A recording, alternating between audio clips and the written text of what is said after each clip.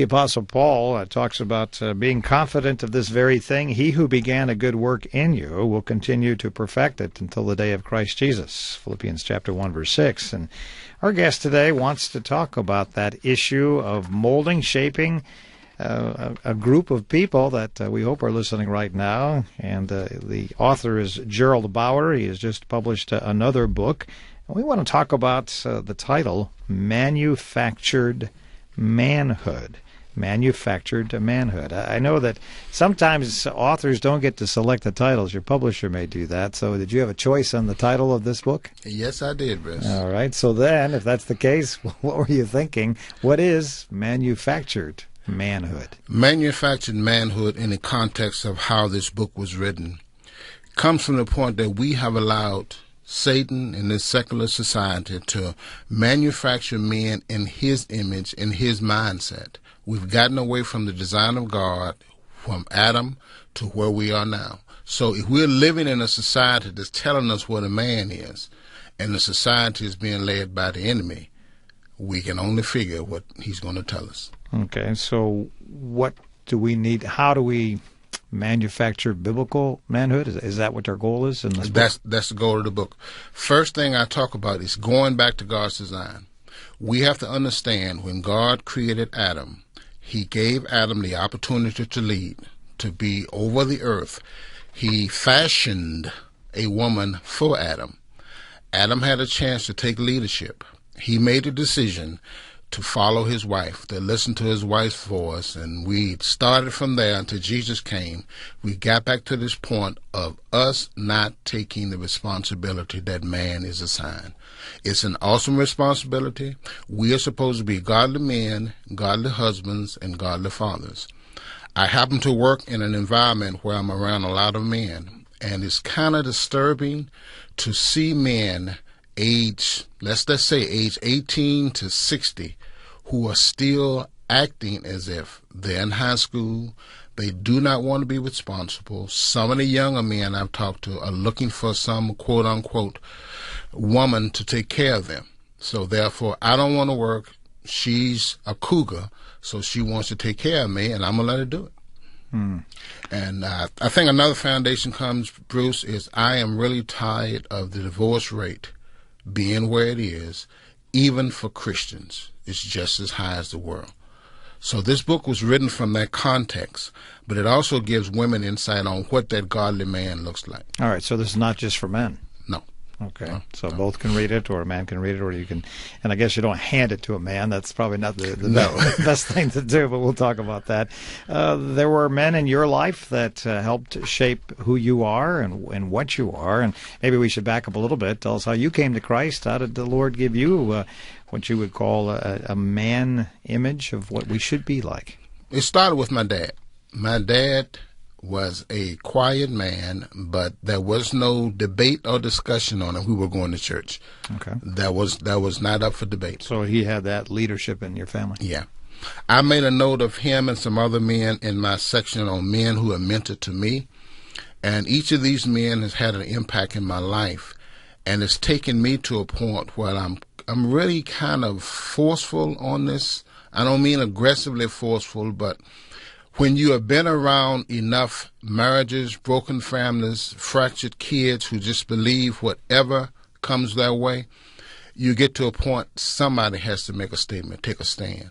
Because that's what we are. We're in a situation today where biblical families are fading away.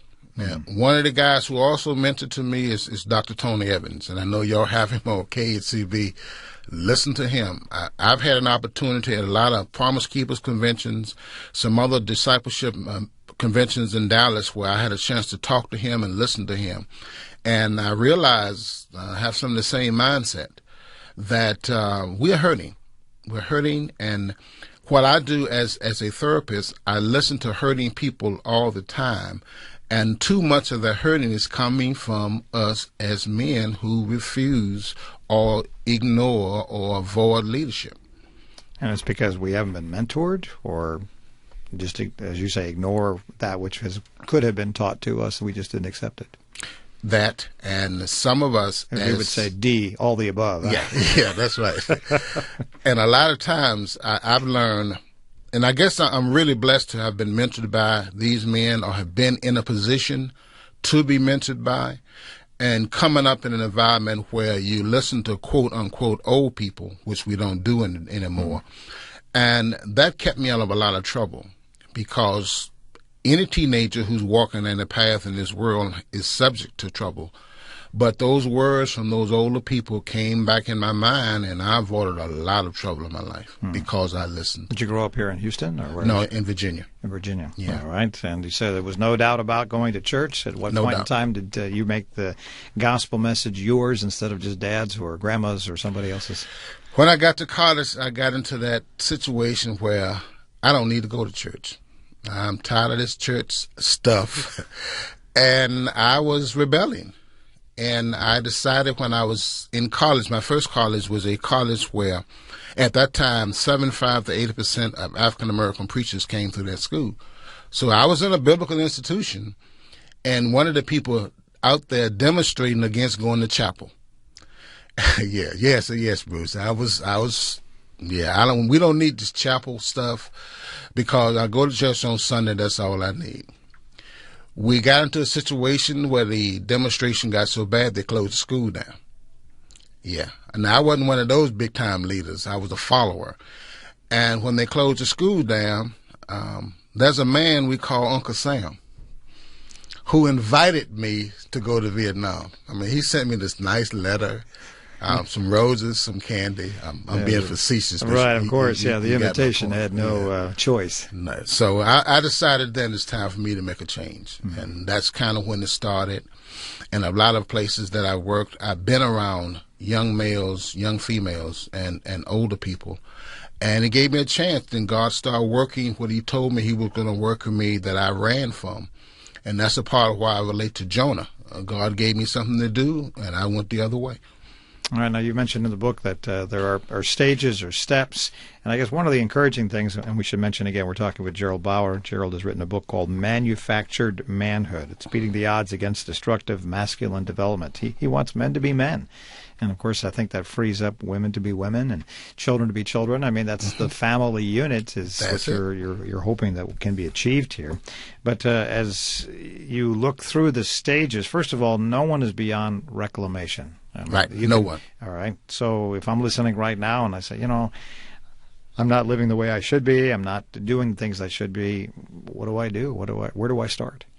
First, get to the point of accepting Christ.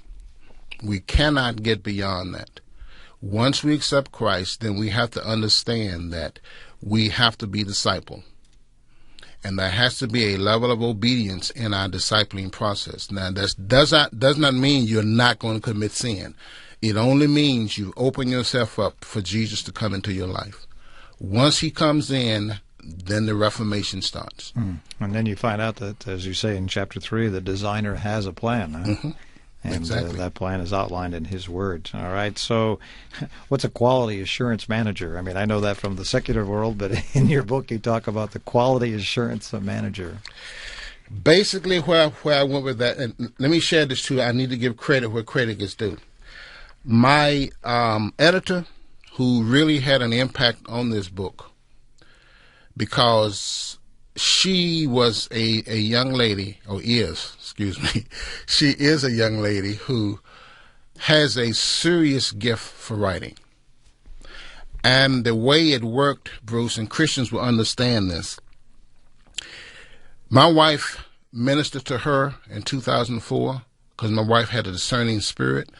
She knew that lady had a gift to write. She encouraged that young lady to write. And 8 years later, the lady that my wife encouraged to write is the one who edited this book. Helping you to write, wow. Yeah. And a quality assurance manager comes under the aspect of a mentor, model, and motivator. This is the person who will walk with you, stand by you, support you, but also challenge you. You cannot think that you're going to walk through this life without someone needing to challenge you, because we're going to make mistakes. Now, what the mentor, model, and motivator does, when you make a mistake, they acknowledge it, they lift you up, they don't beat you down. And that's where we lose a lot of people. We bring more grief into their sin instead of acknowledging that sin and helping them to get past it. Okay. And I guess that's why this book is for both those who are struggling to know what a man is, and then those who may have progressed along the way for a while. Maybe it's time for us to look for someone we can be the, I guess, what quality assurance manager towards and help them. But that's a great point, is that, or a great emphasis, that we need to encourage them and not discourage them as they seek to strive to becoming a man in God's eyes. Manufactured Manhood is the title. It's not a long book, but boy, it has a lot of good information. Gerald is a licensed professional counselor, and our guest today on KHCB, a brand new edition, Manufactured Manhood. It's published by Westbow Press. If you would like to get some more information, westbowpress.com is their website. You can get details. You can also order this online at some of the bookstores that are available. For details, contact those or contact KHCB. A final thought. I'm sorry our time is gone already, but if somebody's listening right now saying, okay, yeah, people have told me, or my wife's told me, or I know that I'm not living my life the way God would have me live, what do I do? How do I change? Ask God. Bruce, that seems a little simple. Huh? Yeah, it is. It is, yet complicated, because we unfortunately want to make simple things complicated because we're such an intelligent group of people. And really, basically, what I would suggest, if you're at a point where you want to be the kind of man that God wants you to be, ask God to give you that guidance. He will direct you. He'll direct you to His Word, which is going to give you insight onto His will. And once you read His Word, understand His will, then you start walking in His way. And that'll help you. That works. That sounds great. All right. Gerald Bauer, our guest today, just giving you a quick insight into a brand new book, Manufactured Manhood, Beating the Odds Against Destructive Masculine Development that our society is pushing today. For more information, westbowpress.com. Or contact Gerald through his email, Jobnah, Jobnah, Jobnah @hotmail.com. And we have that here at Christian Radio. Gerald, always a joy to visit with you. Thank you for taking time. Thank you for inviting me. You're tuned to Christian Radio, keeping him close by, the KHCB network.